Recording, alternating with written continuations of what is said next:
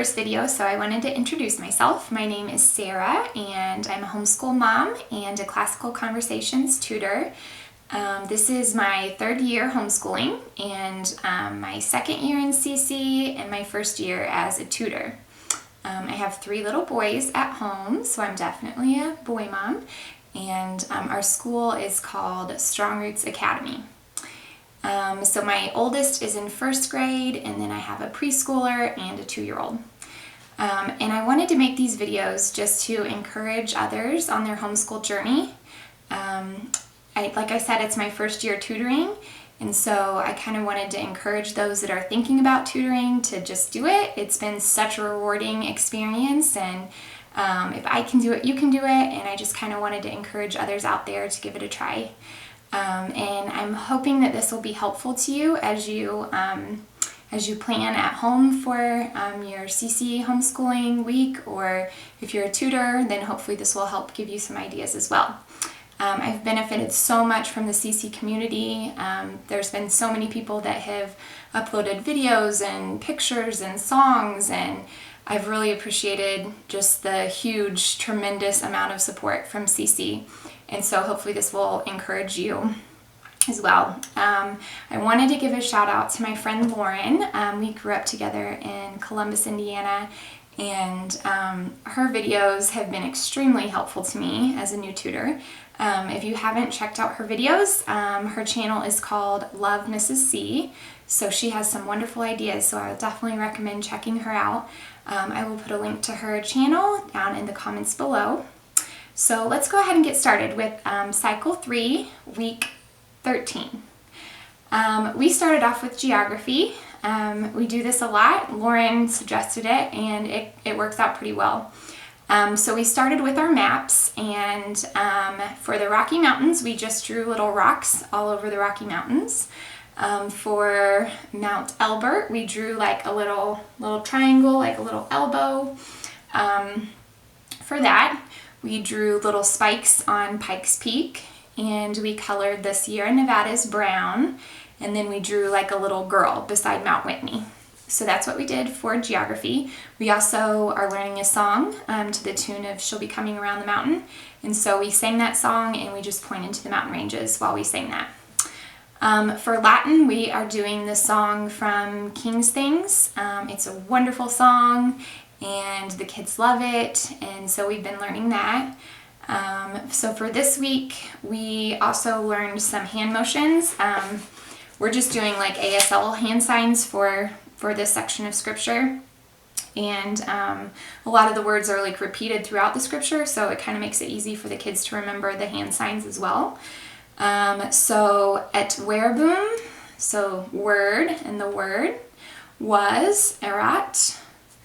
Apud, so you just bring your 2 fists together, apud, with, and deum, or God, is you put your thumb on your forehead, and you bring it down to your chest.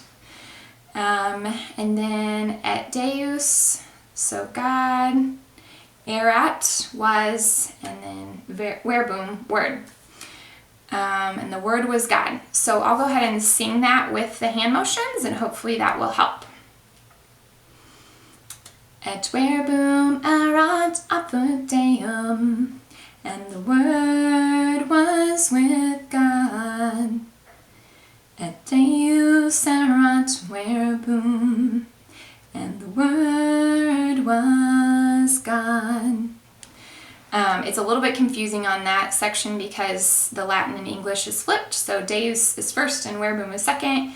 But in the English, word is first and God is second. So it was a little bit confusing for them, but it made us think more about what we were doing and being more intentional about it. So that worked out pretty well. I'll put a link to the King's Things song in the comments below. After Latin, we moved on to math, and we were doing liquid equivalents. I found a song on CC Connected to the tune of Dim Bones, and I gave each student, there are 8 liquid equivalents, so I gave each student a little cardstock container cutout that I made, and they each got one of these. One kid got 3 because of just how it worked out. So basically I just gave them one of these, and when we sang it in the song, I just had them lay out their container in front of them. And it worked out pretty well because I felt like they were able to really visualize how big these things were. So we talked about how this is like the size of like a jelly jar, the 8 fluid ounces. This is just like a cup of milk. This was like a pint of heavy whipping cream. And then we had our 4 quarts, which was like a half and half container, and then our gallon of milk. So I think it just helped them kind of visualize what we were talking about. So that worked out pretty well. Then we moved on to history, and for history we were talking about the 14th Amendment. And so I just made like really simple paper chains out of construction paper. I did like 4 links on each one, so it didn't take very long to make 8 of those. And the kids just like one at a time, I had them put their chains on. And when we sang the part about former slaves becoming U.S. citizens, then we just ripped our chains off, and then I had all the other kids like make a little sound effect, so psh, just like you're ripping something off. So they really liked that a lot. They were excited and, you know, anticipating their turn so they could break their chains. So that worked out pretty well. They liked that a lot, and we just sang the song. For science, none of them actually had ever seen a periodic table before or heard of one, so I thought it was very beneficial to actually show them what we were talking about with the atomic numbers. So I printed one of these out for each kid and laminated it because we're going to use it later on as we talk about the different elements. And I just kind of explained it briefly. I showed them, you know, where the atomic number was on some of the elements. And then we had a song. It was a song based on one that I found on CC Connected, but the wording wasn't exactly like the 5th edition, so I just modified it a little bit so that it was exactly like the guide. And I had all the kids like circle all the atomic numbers, like as many as they could before we finished singing the song. I mean, we sang it, you know, 8 times or 7 times, but they liked it okay at first, but then they kind of got tired of it, and they were complaining that there's so many atomic numbers. But I think it was still good for them to kind of reinforce like what it is, where it is, and even how many there are. So I think that worked out pretty well.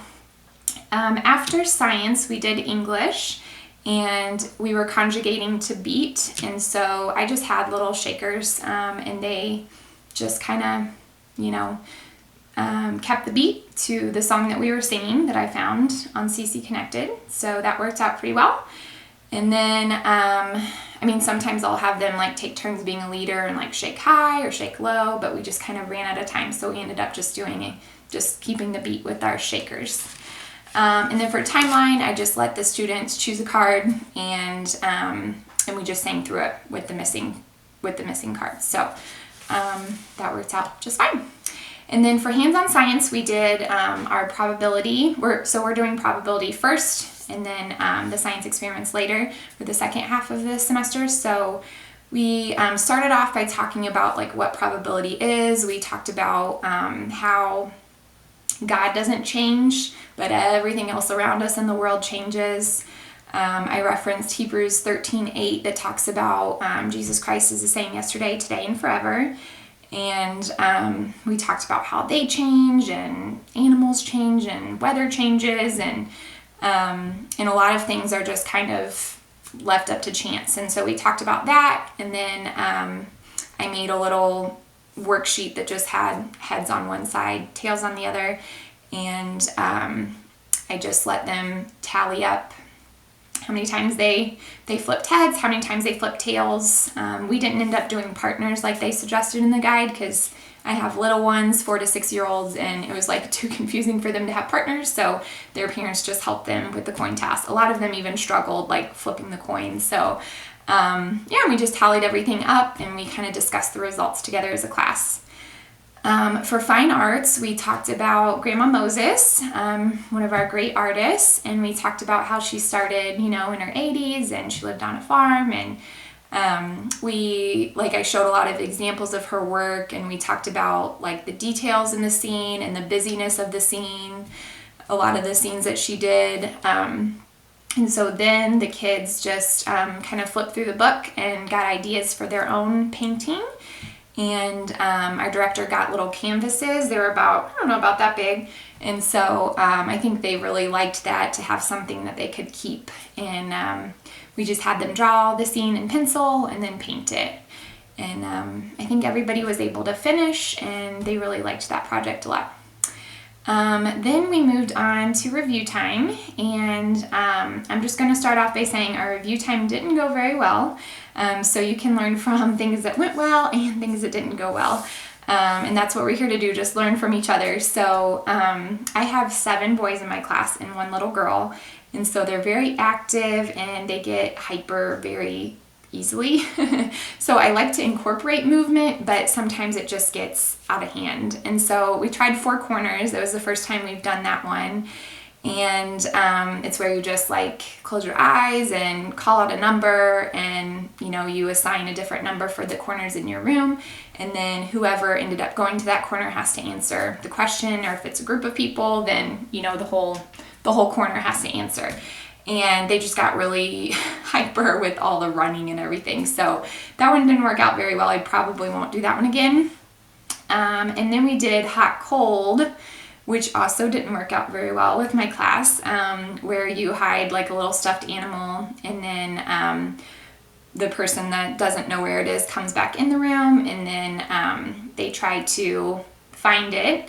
And if the person is getting closer to the stuffed animal, then you sing louder. And if they're getting further away from the stuffed animal, then you sing softer. So we did that with Timeline, singing the Timeline song. But they were just a lot more interested in like the kid finding the stuffed animal than they were actually singing the Timeline song. So I felt like I was doing most of the hot cold singing. But I did talk about like forte and piano, like we talked about last quarter with our music, with our fine arts music. So that was good, but again, I probably won't do that one again because it just didn't work out real well for our class. So I hope that's helpful, and I hope you guys have a great week.